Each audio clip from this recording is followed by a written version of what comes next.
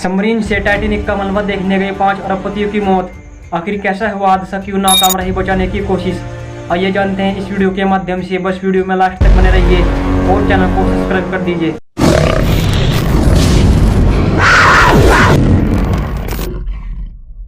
Ocean gate के Titanic submarine ने अपना सफर कनाडा के सेंट जॉन पोर्ट से शुरू किया। जिस लोकेशन पे इसको ओशन के अंदर डाइव करना था, सेंट जॉन पोर्ट से 700 किलोमीटर दूर नॉर्थ अटलांटिक ओशन में वाक़ई है और इसी पॉइंट में ठंडे पानी के नीचे गहराइयों में टाइटैनिक शिप का मलबा भी मौजूद है। सैटरडे 17 जून को यह सफर शुरू किया गया और प्लान के मुताबिक अगले दिन संडे 18 जून को सुबह 8 बजे सबमरीन टाइटन को पानी में उतारा जाना था। आपको यहाँ बताते चले कि डाइव करने से पहले एक मसला नोटिस किया गया था, लेकिन उसके बावजूद भी अपनी जान दांव पर लगाकर इसको ओशन में उतार दिया गया। वो क्या मसला था, आखिर पता होने के बावजूद भी यह खतरा क्यों मोल लिया गया? इस टाइटन सबमरीन में कुल 5 अरबपति लोग सफर कर रहे थे। नंबर 1 पर आते हैं जिसमें एक्शन रेविसन के फाउंडर हिमेश हार्डिंग भी मौजूद थे और नंबर 2 पर आते हैं स्टॉकटन रस और यह ओशन गेट के CEO भी रहे। ये अमेरिकन कंपनी ओशन क्रूजिंग के लिए सबमर्सिबल फराहम करती है। और नंबर 3 पर आते हैं 77 साल के पॉल हेनरी, जिन्होंने पहले भी टाइटन को विजिट किया था। ये शिप ट्रैक के काफ़ी एक्सपर्ट भी थे और इनको ओशन के अंदर पड़े टाइटैनिक के बिखरे हुए मलबे की काफ़ी जानकारी थी। वो सबसे लास्ट में पाकिस्तानी बिजनेस टाइकून शहजादे दाऊद अपने बेटे सुलेमान दाऊद के साथ उसी सबमरीन का सफर कर रहे थे। चालक समेत 5 लोगों के बैठने की क्षमता थी। यह सबमरीन 6.7 मीटर लंबी और 2.8 मीटर चौड़ी थी और ऊंचाई की बात करें तो यह 2.5 मीटर ऊंची थी। इस सबमरीन में सामने की ओर बाहर देखने के लिए एक्रिलिक की एक खिड़की बनी होती है। सबमरीन में बैठने के लिए कोई सीट नहीं होती है, बल्कि एक सपाट फर्श होता है। सबमरीन की बाहर की सतह 5 इंच मोटी होती है। 17 जून को डाइव करने से पहले हिमेश हार्डिंग ने इंटरनेट पे अपना आखिरी पोस्ट शेयर किया था। उनका कहना था कि शदीद सर्द मौसम की वजह से उनकी डाइव डिले हो गई है। कल सुबह यानी कि 18 जून को मौसम अच्छा होगा, तब हम डाइव करेंगे। ये 5 लोग अपना शौक पूरा करने के लिए 1912 का डूबा हुआ टाइटैनिक मलबा देखने के लिए जा रहे थे। 1912 में डूबने के बाद अगले कई सालों तक इसको तलाश करने की कोशिश लगातार जारी रही, लेकिन अटलांटिक ओशन की खास कंडीशन के बजाय ये काम इतना आसान नहीं था।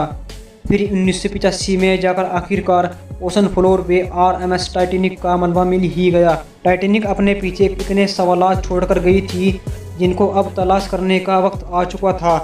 दर्जनों एक्सपीडिशन अरेंज किए गए, जिसमें अलग अलग कंट्रीज के एक्सपर्ट और रिसर्च ने टाइटैनिक शिप का रैक किया। कैनेडियन फिल्म जेम्स कैमरून ने 1995 में टाइटैनिक के मलबे के दर्जनों दौरे किए।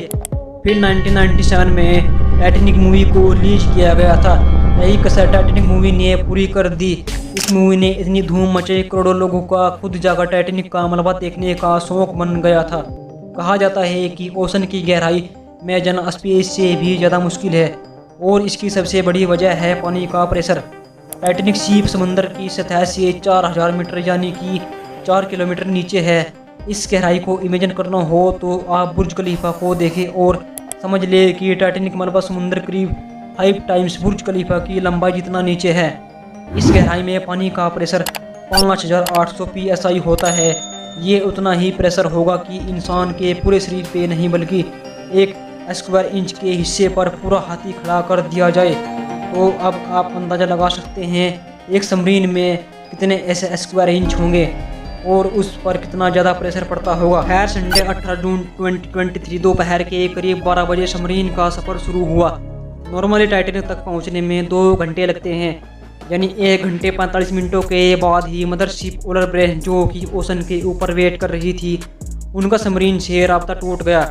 अगर 2 घंटे टाइटैनिक तक पहुंचने में लगने थे तो सिर्फ 15 मिनट पहले राब्ता टूटने का मतलब है कि सबमरीन टाइटैनिक के काफ़ी करीब पहुंच चुकी थी।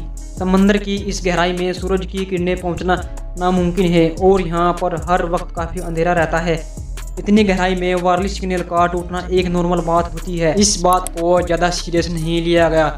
यह पूरा ट्रिप 7 घंटों का था। 12 बजे से लेकर इनको शाम 7 बजे तक वापस ऊपर लौटना था, लेकिन जब शाम 7 बजे तक टाइटन से कोई राब्ता ना हुआ और ना ही सबमरीन ऊपर आई। मदरशिप में खड़े क्रू मेंबर काफी चिंतित हो जाते हैं। Canadian research whistle polar Prince ने टाइटन की तलाश करना शुरू कर दी। 9:40 में यूएस कोस्ट गार्ड से बात की और उसने हेल्प की रिक्वेस्ट की। अगले दिन मंडे को यूएस और कैनेडियन ने पूरे एरिया में एक प्रॉपर सर्च ऑपरेशन शुरू कर दिया। उन्होंने सिर्फ ओशन की सतह पर ही नहीं बल्कि सोनर स्कैनिंग की मदद से पानी के अंदर भी तलाश जारी रखी। एरिया में जो कमल विजल्स भी थे उनको भी ऑर्डर दे दिया गया कि वो अपनी आंखें खुली रखें। अगले 2 दिनों तक यह तलाश जारी रही लेकिन टाइटन का कोई अता पता ना चल पाया। लेकिन फिर एक उम्मीद की किरण नजर आई। वेडनेसडे 21 जून को सुबह 6 बजे सर्च करने वाली टीम को पानी के अंदर से कुछ अजीब सी आवाज़ें सुनाई दी। यह आवाज़ अंडर वाटर रिटार्ड की मदद से सुनी गई थी। तुरंत ROVS को पानी के अंदर भेजा गया लेकिन इस बार भी टाइटन की कोई खबर ना मिल सकी। अब टाइटन को हमेशा हमेशा के लिए खो देने का डर बन गया था, क्योंकि सबमरीन में ऑक्सीजन कुल 96 घंटों के लिए थी, यानी कि 4 दिन तक थी और इस वक्त 4 में से 3 दिन गुजर चुके थे। लेकिन यूएस, कनाडा और फ्रांस की टीम्स ने हिम्मत नहीं हारी। इन्होंने अपनी कोशिश लगातार जारी रखी। ट्यूसडे 22 जून को ROVS को टाइटैनिक के मलबे के पास भेजा गया। वहां पहुंचकर जो कुछ देखा गया वो एक दिल दहला देने वाला मंजर था। 3:48 PM पर जो कि ROVS टाइटैनिक शिप के मलबे के पास पहुंच चुकी थी, उसने देखा कि टाइटैनिक का पिछला हिस्सा टूटा हुआ टाइटैनिक शिप के मलबे से करीब 1600 फीट दूर पड़ा हुआ था। जो देखने के लिए गई थी टाइटैनिक शिप के मलबे को, आज उसका मलबा ही पूरी दुनिया में हेडलाइंस बन गया। सिर्फ एक ही मतलब है कि सबमरीन पानी के प्रेशर को सहन ना कर सकी और समुद्र की गहराइयों में ही फट चुकी। इस हादसे ने पूरी दुनिया में हलचल मचा दी। ओशन गेट की सेफ्टी पर कई सवाल खड़े किए गए। ओशन गेट के CEO स्टॉकटन रस, जो कि खुद इस हादसे में अपनी जान गंवा बैठे हैं, इन्होंने 2021 में कहा था कि वो जानते हैं उन्होंने टाइटन को बनाते वक्त कुछ रूल्स तोड़े हैं। उन्होंने स्टील से नहीं बल्कि एविएशन ग्रेड कार्बन फाइबर से बनाया है, लेकिन वे इस इंडस्ट्री में कुछ नया करना चाहते थे। तभी तो स्टील्स को रिप्लेस करके कार्बन फाइबर इस्तेमाल किया गया। पहली बार लॉन्च करने से पहले टाइटन को 5000 से 10,000 PSI के प्रेशर पे इसको टेस्ट किया गया, जिसमें वह पास हो गई। लेकिन एक्सपर्ट्स का मानना है कि ओशन के अंदर हजारों तरह की किस्म की ताकतें सबमरीन पर पड़ती है, इसमें ना कि सिर्फ प्रेशर बल्कि पानी का बहाव भी काफ़ी तेज होता है। इसके अलावा अंधेरे की वजह से कोई भारी पत्थर या फिर कोई समुद्री मखलूक सबमरीन से टकराई होगी। अब कुछ भी हो, टाइटैनिक की तबाही की वजह कार्बन फाइबर ही है, लेकिन दूसरी वजह इसमें पहले से क्रैक भी थे। जी हाँ, टाइटन सबमरीन 2019 में कार्ल स्टैनली नाम के एक इंसान को लेकर गई थी। उसको ओशन गेट के CEO ही ऑपरेट कर रहे थे। कार्ल ने बताया कि उस सफ़र के दौरान जब वो नीचे जा रहे थे तो उनको टाइटन की बॉडी में से कुछ क्रैकिंग होने की आवाज़ें आ रही थी। उस वक्त उन्होंने इस बात पर ज़्यादा ध्यान नहीं दिया, क्योंकि उसको ओशन गेट के CEO, जिन्होंने खुद इस सबमरीन को बनाया था, उन पर पूरा भरोसा था। लेकिन इस हादसे के बाद में उन्होंने CNN को बताया कि शायद वो आवाज़ इस बात की वार्निंग थी कि टाइटन की बॉडी पानी के प्रेशर को सहन ना कर सकी। अगर यह बात सच है तो इसमें कोई शक नहीं कि टाइटन की बॉडी में क्रैक्स पड़ना पहले से शुरू हो गए थे। 2018 में ओशन गेट की एक एग्जीक्यूटिव ने टाइटन की कार्बन फाइबर बॉडी के खिलाफ आवाज़ उठाई गई थी। वह कह रहे थे कि यह मसला सबमरीन के फटने से सिर्फ चंद मिलीसेकंड्स पहले पता चलेगा, और हकीकत में ऐसा ही हुआ। जिस गहराई में टाइटन फटी थी, एक्सपर्ट्स का कहना है उसको फटने में सिर्फ 0.3 सेकंड्स लगे थे। न्यूज एजेंसी AP की रिपोर्ट के अनुसार ओशन गेट कंपनी ने अपने बयान में कहा, हमने टाइटन सबमरीन में सवार सभी यात्रियों को खो दिया। हादसे पर हम शोक व्यक्त करते हैं। दुख की इस घड़ी में हमारी संवेदनाएं उन 5 यात्रियों के परिवारों के साथ है।